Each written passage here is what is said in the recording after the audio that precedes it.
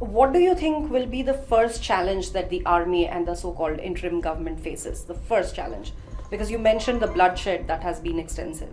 So the first task where he had said that he would want to bring justice to those who were killed and their families, because that was the latest round of protests were asking for justice for the 200 people who were killed in the previous round of protests on quota reform. And so that is obviously has been one of his first statements.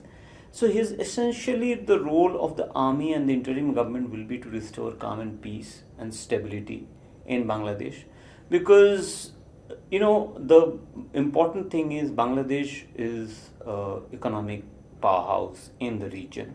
It has really punched above its weight in the last 15 years under Sheikh Hasina's rule. It grew at phenomenal growth rate to become richer and per capita income wise than India. Yeah. It became a textile hub powerhouse, and in the next couple of years it is going to transition from being a least developed country in terms of economic sphere to a developing country, which places it equivalent to India.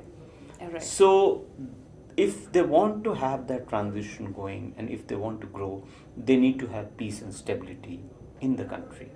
So I think that is something will be the first major task and challenge for this new interim government and the Bangladesh army, to restore calm and peace so that their growth is not hampered, because they're still struggling from the from the pandemic, and they have not been able to sort of come back to the same growth rate. So economically, if they want to grow, if they want to get back to shape, and ultimately these students, these youth, they want jobs, they want better quality of life. It's a young aspirational country. If they want to grow at the rate that they want to, and they want to give the jobs to these young people who are protesting on the streets, they need to have better economic growth, and that can only happen if there is peace and stability in the country. Absolutely. Shubhajit, what is the plight of the minorities in Bangladesh? Well, over the years, minorities have faced challenges. There have been reports, incidents of minorities facing some atrocities. But under Sheikh Hasina, it has been pretty much under control.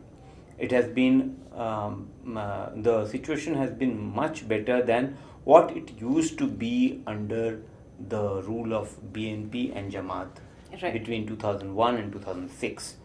The fear now is that with the BNP and Jamaat being behind the interim government and the new power structure, will the minorities be as safe as they were in the 16-17 years of Sheikh Hasina's government? Absolutely.